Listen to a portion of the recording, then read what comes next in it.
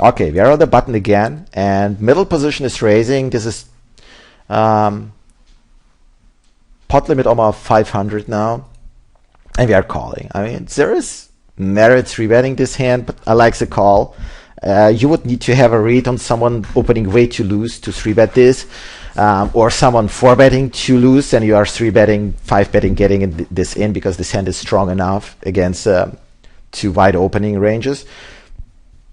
But other than that, this is a decent call here. We have the nut suit. We have a very strong. Our range is way underrepresented here, and this is what you want to do to have a protected and strong button range on a button. If you are 3-betting all the strong hands on a button, then your calling range preflop becomes too weak, and people are gonna notice that and exploit your postflop.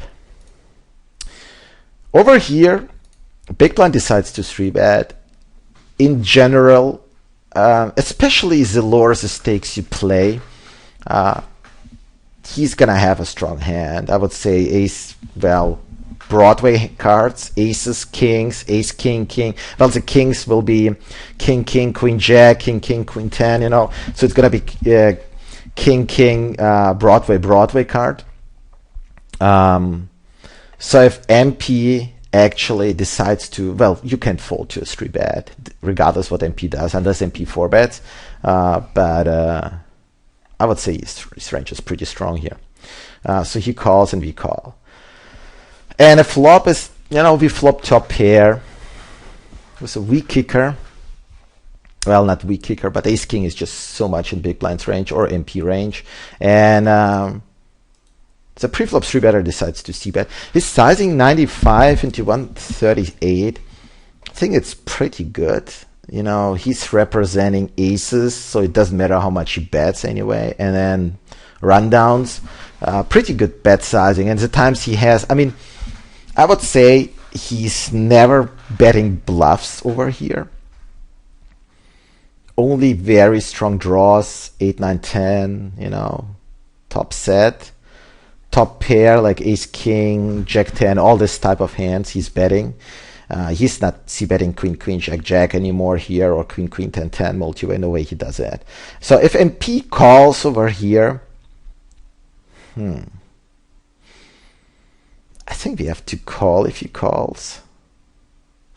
That would be a mass question. If middle position decides to call, if we can come along, we would be getting, right now you guys can't see it, but we are getting 29%. We need pot odds on a call. So if MP came along, we would need way less. So I guess it becomes a call just because we can turn a jack and stack either one, because someone might have aces, but can't both have aces. And we have an ace, so it's pretty unlikely someone has aces. And we have a backdoor nut flush draw and a backdoor wrap. Backdoor straight draw. So on the 10, on the 10 we pick up, and a queen will be good. So I think we would have to call as well. Anyway, here it's a call. Turn is a 6, which is kind of a tricky card. We are dead against aces and almost dead against 6. Yeah, pretty much dead against a full here. Against ace 7 we are doing okay, and he's got 432, so I would assume he's jamming all the strong draws. And check out his bet sizing, it's 125. We need 22% equity right here to call, and the question really becomes, does he have a full? If he has a full too frequently here, which is much more likely than having 8, 9, 10 right here. 8, 9, 10 he probably pots even. Maybe he does pot 8, 9, 10. Figuring, maybe we called with an ace 10 or ace jack and are just going to fold the turn. We would be folding against, it's close. I think if he pots, I would call. Because it's just possible he's got some straight draw with top pair, which we have. We have the beat.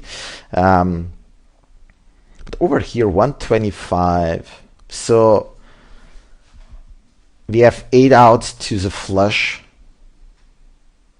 because we have three diamonds ourselves, and yeah, we have a jack, and the problem is that the ace, if you hit an ace, it's not going to be good, because I feel like he could have ace king or something. It's very weird, but over here you need to make a decision whether you are getting the right pot odds or not on a call.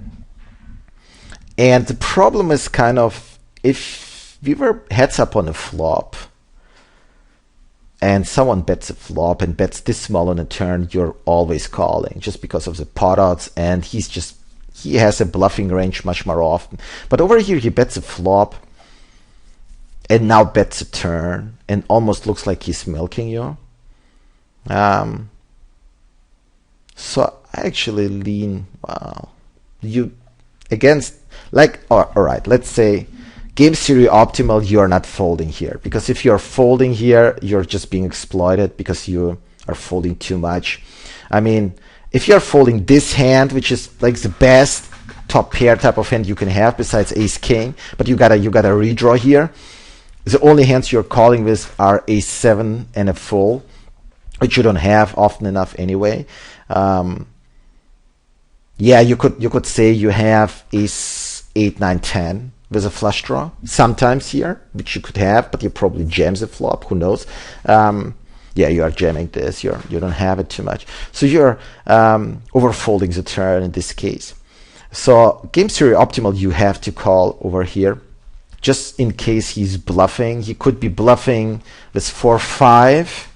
And something really weird and confusing, and just setting up a river shove, like, say, let's see, we called over here, so 577, and if he decided to bluff, he probably was setting up some weird river bluff.